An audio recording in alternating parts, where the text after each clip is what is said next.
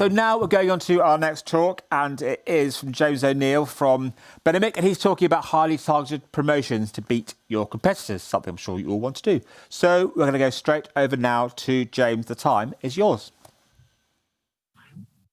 Hi, thanks very much for the introduction. My name is James. I'm from Benamic, where I'm head of marketing at Benamic. We actually run loyalty-based promotions for multinational clients.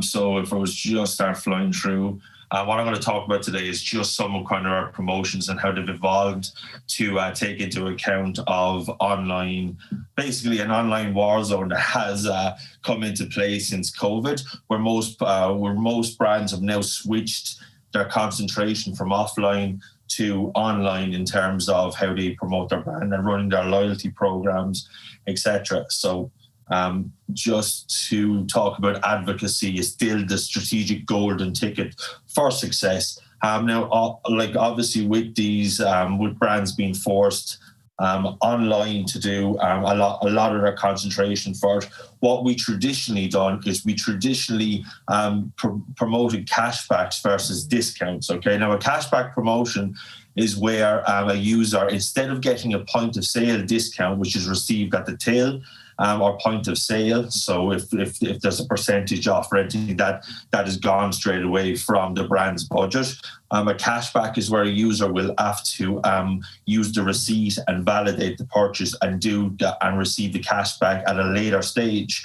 The advantage of this is that in consumer electronics, the average redemption rate for a cashback is around 40%. So that allows brands to then offer a higher amount in order as an incentive to bring users on board to obviously buy the product. So cashback would have been our number one kind of promotion-based sales technique down through the years for our clients. So where we actually went with it after that is we went with reward delivery. And that includes, we now see that users regularly use their phone and smart devices such as watches to make payment transactions. So what we've started doing is, rather than delivering the cashback through a separate transfer into a bank account, what we've actually done is we've started presenting them through branded cards with using the client's brand in a virtual sense. So on your smartphone, you're going to have your digital wallet. What actually happens is we then add this card to the digital wallet.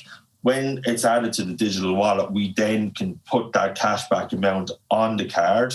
So when users then, who traditionally would just receive that SEPA style bank transfer, can then have on their card, they can use their card in the same way they would use, they would go to the till and use their point of sale, they would use their watch, they would use other mechanisms then in tapless payments. So this is kind of our new way of delivering our cashbacks.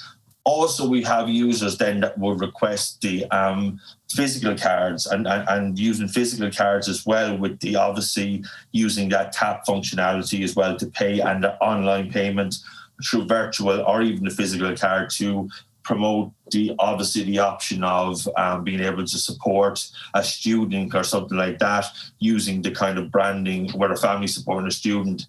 We can do it in a branded sense as well. And obviously, when you're using, every time that someone picks up the phone and goes to their digital wallet to make a payment and they're seeing your brand, that's positively reinforcing that brand in terms of you and the brand and the transaction, which is a positive mental enforcement. So also what it does, and I suppose the big thing about beating competitors, is that it allows your branded card to sit on a virtual wallet. When it's sitting on a virtual wallet, it's there and it's there to be utilized. Every time someone accesses the virtual wallet, they're going to see the brand. But we can then use future promotions to reward that brand's customers for obviously being loyal to the brand and easily topping up those cards so they can continue to use that branded loyalty card in that sense. And it's proving a much, obviously, a much better way to reward customers rather than just delivering money into an account, which is obviously not branded and not a branded experience as well.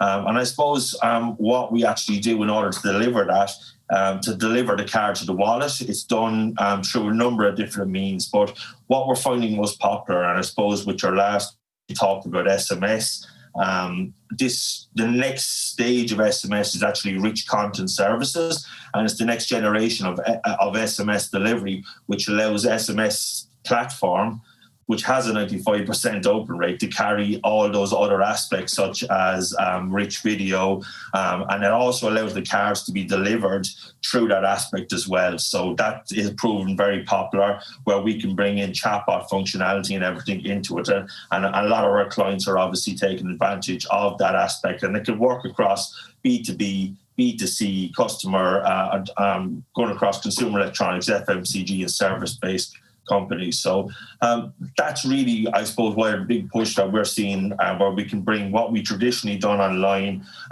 into a more virtual sense, with using that kind of virtual card as a way of expanding rewards for our customer base. And a lot of companies and brands are taking up on it, so it might be definitely worth looking for, worth a look for anyone here today.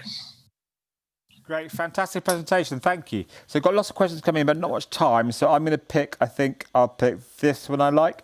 It's from Lydia, who asks, how has brand spend on this sort of marketing been changing over the last 6 months, so during the pandemic?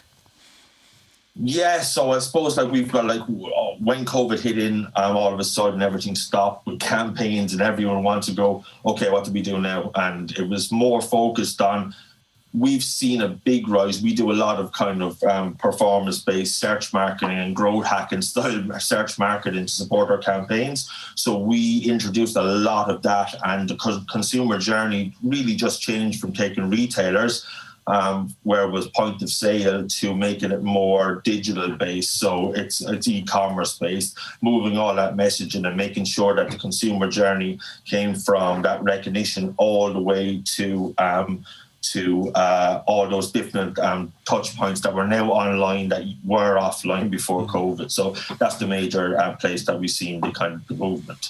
Fantastic. Well, great. Thanks for spending time with us. Great presentation. Thank you so much.